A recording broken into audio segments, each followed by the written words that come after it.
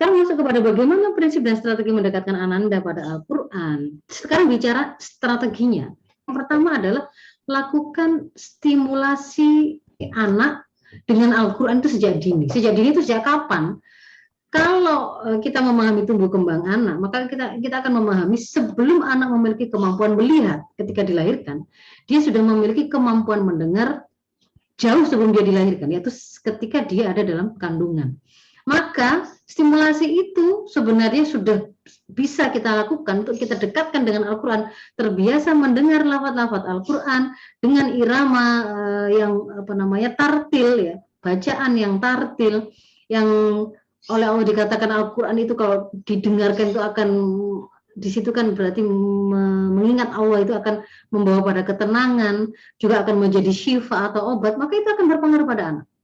Caranya adalah memperdengarkan Al-Quran pada saat anak sejak masih dalam kandungan. Bisa ayah dan ibunya membacakan langsung, itu lebih utama, lebih disukai, karena dia berarti sudah mendengar orang tuanya itu sejak belum lahir, itu terbiasa mendengar suara orang tuanya membaca Al-Quran, ibunya membaca Al-Quran. Bapaknya membaca Al-Quran di sisi ibunya, di sisi anaknya. Diniatkan memang untuk diperdengarkan kepada sang anak, maka membacanya memang bukan membaca lirih, tapi memang membaca dengan nyaring ya. Lalu ketika anak sudah lahir, ada dalam tetap diteruskan yang sudah bisa dimulai sejak dini tadi, sejak di dalam kandungan, ketika sudah lahir kan kemampuan mendengarnya juga sudah mulai ada, itu sudah tetap ada gitu ya, tetap ada, makanya tetap dilanjutkan ya, membacakan. Jadi setiap kali misalnya mengangkat untuk menyusui sambil kita melakukan murojaah, hafalnya cuma 3 kul ya nggak apa-apa, hafalnya cuma ayat kursi ya itu diulang-ulang juga nggak apa-apa begitu. Apapun yang ada dalam Al-Quran, ketika kita mengangkat anak kita untuk mengasihi tadi, memberi ASI, itu kemudian ibunya membaca.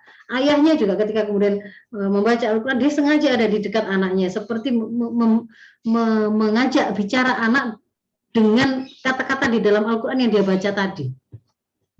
Ketika kemudian mereka orang tua itu tidak membacakannya, maka bisa gunakan kesempatan itu untuk memperdengarkannya dengan memutar murotal. Jadi itu sesuatu yang alami, selalu ada terdengar oleh anak. Gitu. Ketika kemudian anak sudah mulai besar, dia sudah mulai mumbling, ya, dia mulai ngoceh-ngoceh, mengeluarkan kosakata yang berapa suku kata gitu ya, mulai meskipun nggak jelas maknanya, itu sudah mulai saat atau pertanda atau indikator di mana kita sudah mulai bisa memulai talqin. Talqin itu adalah kita yang membaca, tapi sengaja kita bacakan seperti menuntunkannya kepada anak. Nah, kita mulai dari surat-surat yang pendek, yang sekiranya akan anak lebih mudah cepat menghafalnya. Jadi target menghafal program tahfidz itu sudah bisa dimulai sejak dini begini nih. Jadi talqin itu memang kita meminta dia itu kayak kita minta dia mendengar dan mengamati kita membaca ya, supaya kemudian dia membaca gerak bibir kita, karena nanti targetnya adalah pada saat dia sudah mulai bicara, dia itu nanti akan kita target untuk memulai mengulang tahapan berikutnya, nanti di belakang saya tunjukkan. Jadi memperdengarkan, lalu nanti di belakang adalah termasuk mengulanginya, kita meminta dia untuk mengulanginya.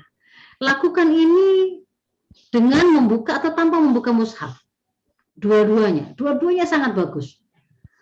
Lalu yang lain lagi yang bisa dilakukan sejak dini itu apa? Berkisah tentang isi Al-Quran. Berkisah tentang isi Al-Quran ini pun juga dengan atau tanpa membuka Al-Quran. Kalau kemudian memilihkan mau berkisah ini bisa dilakukan sejak dini sampai pada dewasa ya. Kalau kemudian mau berkisah, kita mau mengajak anak kita yang sudah besar, kita mau mengajak dia memahami sebuah pelajaran tentang kepemimpinan, tentang kesabaran, kita mengkisahkannya surat Yusuf, kisahnya Nabi Yusuf, boleh. Kalau kemudian kita mengisahkan untuk anak usia dini, kita juga bisa memilih itu dari yang kisah-kisah yang mudah bagi dia untuk memahaminya. Kalau tadi kan mengajarkan tentang kesabaran itu agak abstrak begitu ya.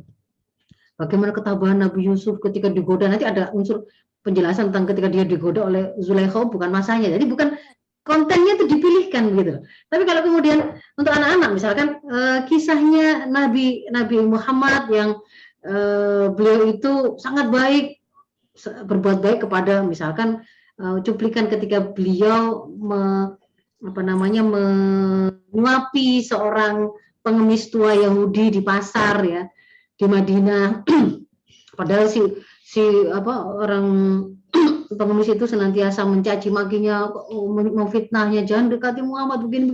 Dia kan bisa ngerti itu kalimat yang jahat, nggak baik, menjelek-jelekkan itu kan masih bisa kita contohkan. Yang itu kemudian gua juga bisa ngerti. Ternyata Rasul nggak membalas ya, tapi tetap disuapi terus. Berkisah dengan isi Al-Quran, lalu saya tulis di situ dengan atau tanpa Al-Quran itu, dengan atau tanpa membuka Al-Quran itu sebenarnya memiliki sebuah pengaruh yang luar biasa ya. Usahakan selalu ada kesempatan untuk dengan membuka pada saatnya. Kalau misalkan sambil tidur mungkin nggak perlu pakai membuka Al-Quran, kita bercerita kayak dongeng gitu ya, tentang Nabi Yunus yang kemudian dimakan ikan paus, tapi kemudian berdoa terus dikabulkan oleh Allah ya. Anak itu senang itu, mudah paham itu karena konkret. Ikan hiu bisa kita gambar besarnya gitu ya, perutnya, manusia masuk ke dalamnya, lalu di situ gelapnya, itu bisa digambarkan konkret semua. Lalu Nabi Yunus berdoa sampai dikabulkan oleh Allah, hiu itu disuruh oleh Allah menepi, memuntahkan, itu semuanya tuh bisa dibayangkan. Itu ada saatnya kita berkisah itu tanpa membuka mushaf, tapi ada saatnya kita memang harus dan perlu membuka mushaf.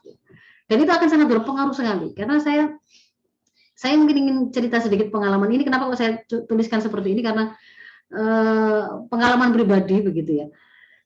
Saya itu bisa dibilang kutu buku sejak kecil. Nah, karena kutu buku itu membuat saya sudah tahu kisah-kisah tentang seluruh nabi-nabi gitu ya, seluruh nabi-nabi dan kisah-kisah Islami yang biasa diceritakan tentang hewan itu sebelumnya, tetapi melalui buku. Jadi karena saya tahunya itu karena saya membaca buku. Satu saat ketika kemudian pada waktu masih anak-anak juga, ketika liburan ke rumah nenek begitu, saya tahunya nenek itu kurang terlalu lancar membaca Latinnya. Beliau putra seorang kiai yang dibandingkan dengan semasanya itu beliau termasuk yang beliau termasuk yang tidak buta huruf ya, karena masih bisa mengenal huruf Latin, juga bisa membaca, tetapi dibandingkan membaca huruf Arab, memahaminya itu jauh lebih bagus ketika menulis Arab dan membaca Arab. Kadang bahkan kalau misalkan ada telepon, nulis pesan, tadi ada telepon dari mana gitu, di dekat telepon itu kan tidak ada orang lain, itu saya melihat beliau tulis itu dalam huruf Arab ya, tapi bahasa Indonesia atau Peko atau Jawa. Nah, yang mau saya garis bawah itu begini. Saya tahu nenek saya itu tidak terlalu lancar membaca Latin, tapi ketika kemudian beliau itu kan menemani cucunya saya tidur itu, kemudian kan kami minta didongengi atau dikisahi gitu ya, diceritani. Maka kemudian beliau itu bercerita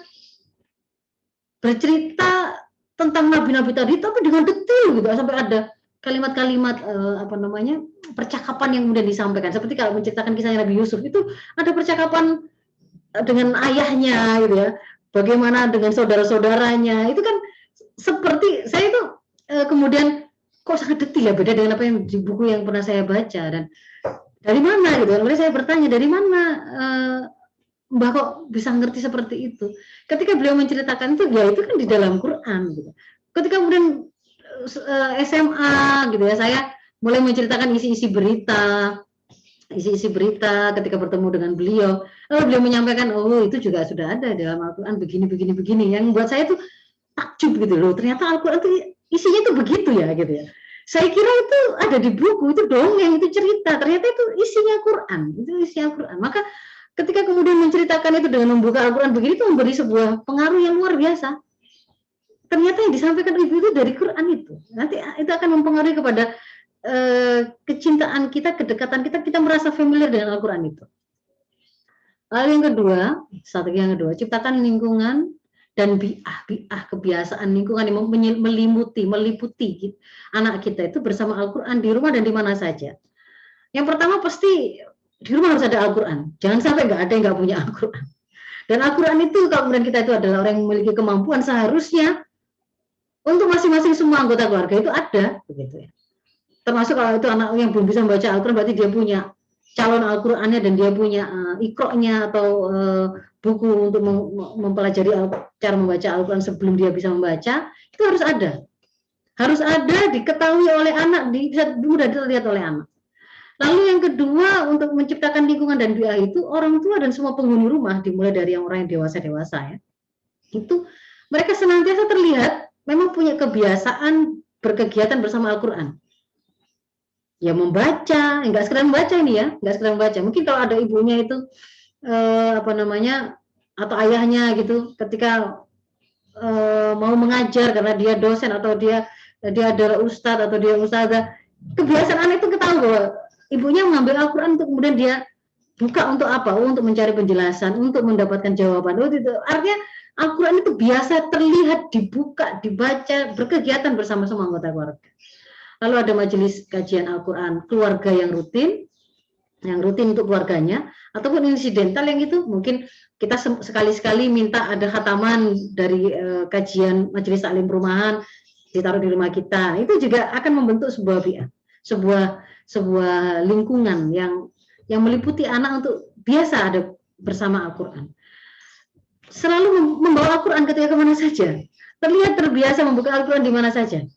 Ternyata Al-Quran itu bisa kita baca ya di kendaraan juga bisa. Ketika kemudian kita sedang berlibur dan nginep di rumah nenek juga tidak membuat kebiasaan kita membaca Al-Quran itu berhenti. Jadi anak akan melihat itu. Ketika kita di taman, ternyata bisa loh murojaah Al-Quran itu di taman misalkan begitu. Itu harus biasa terlihat oleh anak. Lalu yang berikutnya, kenalkan Al-Quran itu merupakan rujukan kebenaran, petunjuk, solusi persoalan kehidupan. Ya, di antara contoh langkahnya itu adalah ketika orang tua itu memberi nasihat kepada anak, itu kaitkan dengan Al-Quran. Kalau misalkan anak itu ngomong, ibu, dia teriak-teriak, suaranya pelankan. Ngomong dengan orang tua harus dengan lembut. Kata Allah di dalam Al-Quran, kita bisa menyebut Al-Qurannya sendiri atau kata Allah gitu. Dengan kita sebut itu. Lebih bagus lagi kalau orang tua atau yang memberi nasihat ini kemudian bisa menyitir atau menukil ayatnya. Allah mengatakan fala taqul lahum uffin. Jangan kamu mengatakan pada orang tamu, minta apa kita boleh syarah itu, kita boleh jelaskan. Faqul lahum qawlan karima, katakan kepada orang tua itu dengan kalimat-kalimat yang mulia, yang bagus. Jadi kalau masih teriak-teriak, masih bentak-bentak, Umi tidak akan dengar. Nah itu, kenapa sih kok ibu itu mau ngasih nasihat? Kata Allah, kata Rasulullah, kata Al-Quran. Itu yang kita akan membuat, oh iya, berarti itu petunjuk ya. Ibu saya itu, orang tua saya itu, nurut sama kata Al-Quran tadi. Ketika anak itu nanya, kenapa sih kok ibu itu kok sayang sama aku gitu ya? Karena kata Allah, ibu itu disuruh menyayangi anaknya. Sayang itu bukan berarti nggak pernah harus menuruti semua permintaannya. Padahal itu berbahaya. Nah itu kalimat-kalimat seperti itu, ini membutuhkan sebuah kecerdasan berbahasa ya, untuk membuat variasi anak memudahkan paham. Tampakkan betapa orang tua itu memang orang yang bisa dia contoh untuk ketaatan, ketundukannya pada Al-Quran.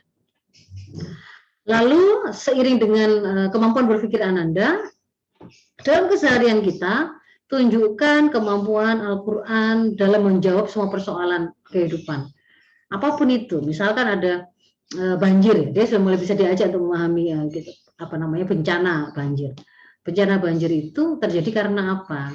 Ini bukan semata-mata karena hujannya yang deras. Karena kalau kata Allah, hujan itu ketika diturunkan dia itu rahmat. Dia bisa menghidupkan tanaman-tanaman yang mati, tanaman yang hidup itu akan menjadi rezeki bagi hewan, bagi manusia dan seterusnya. Tapi kalau kemudian ada kekerasan seperti ini karena apa? Oh ternyata diantarkan karena ternyata tidak diatur bumi ini sesuai dengan aturan Allah tadi. Digunduli hutan-hutannya, dan seterusnya itu disampaikan, dicontohkan, dikaitkan dengan Al-Quran. Jadi, kenapa kok digunduli? Kenapa kok digunduli? Iya, karena hutan tadi itu dipek oleh orang-orang. Itu tergantung level usia dan level kemampuan anak untuk diajak berpikir ya. Kalau dia sudah mulai bisa diajak memahami itu sebenarnya hutan itu punyanya rakyat, gak boleh diberikan itu dipek sama orang. Kalau dipek sama orang akhirnya, oh aku pengen untung, ini tak gunduli semua. Nah, akhirnya terjadilah banjir. Nah itu nggak sesuai dengan tuntunan Al-Quran. Kita sampaikan di situ. Jadi dia akan, oh, kalau nurut Al-Quran mengantarkan kepada kebaikan, nggak nurut akan mengantarkan kepada terjadinya masalah. Kemudian yang berikutnya adalah ajarkan kemampuan baca tulis Al-Quran. Kemampuan baca tulis Al-Quran ini kan sekalian menjawab beberapa pertanyaan. Gimana sih caranya ngajari anak bisa baca Al-Quran? Itu ada tahapannya. Nah ini lagi kembali kita ingat prinsip berbasis usia tadi. Kita mengajarkan itu sesuai dengan tahapan dan tumbuh kembang anak. Ya. Jadi kalau misalkan anak itu masih indranya yang berfungsi itu masih pendengaran, ya stimulasi pendengaran saja sejak awal itu kita perdengarkan, mulainya kita perdengarkan, lalu mulai bisa melihat umur ketika lahir 1 minggu kemampuan itu masih terbatas 1 meter, masih seperti titik saja, lalu 1 bulan mulai bisa melihat. Jadi kita ngerti gitu, kita ngasih stimulasi itu apa kepada anak kita, jangan kemudian masih umur 0 itu kita ngutang ya bahasa Indonesia-nya apa ya, menstimulasi anak kita tuh dengan ini merah itu dia belum bisa lihat itu, tapi yang penting itu adalah dia ada suaranya justru karena dia belum bisa memiliki kemampuan melihat, tapi dia sudah memiliki kemampuan mendengar. Ketika sudah mulai ada pendengaran dan penglihatan, nah kita mulai talking. Kalau tahapan dalam kita mengajarkan baca tulis Al-Quran ini ya, kita mentalkinkannya dengan membuka mushaf. Contoh mentalkinkan dengan membuka mushaf ini kayak gini nih, yang saya ini gambarnya. Ini anak saya ini. Ketika masih usia 2 tahunan ini. Jadi sebenarnya kita hafal. Qul huwallahu ahad kan hafal. Kita hafal, tapi pura-puranya kita sambil membuka Al-Quran. Karena itu memperkenalkan tentang tulisan dan mushaf tadi. Ada kertasnya dibuka, di situ ada tulisan-tulisan, ada simbol-simbol. Itu sudah mulai menjadi stimulasi penglihatan. Ketika kemudian dia mulai ngoceh, kita lakukan tahap berikutnya. Ketika kita Wallahu ahad itu sambil kita perjelas bagaimana cara menghasilkan bunyi tersebut, lalu kita minta ayo tirukan anak tirukan.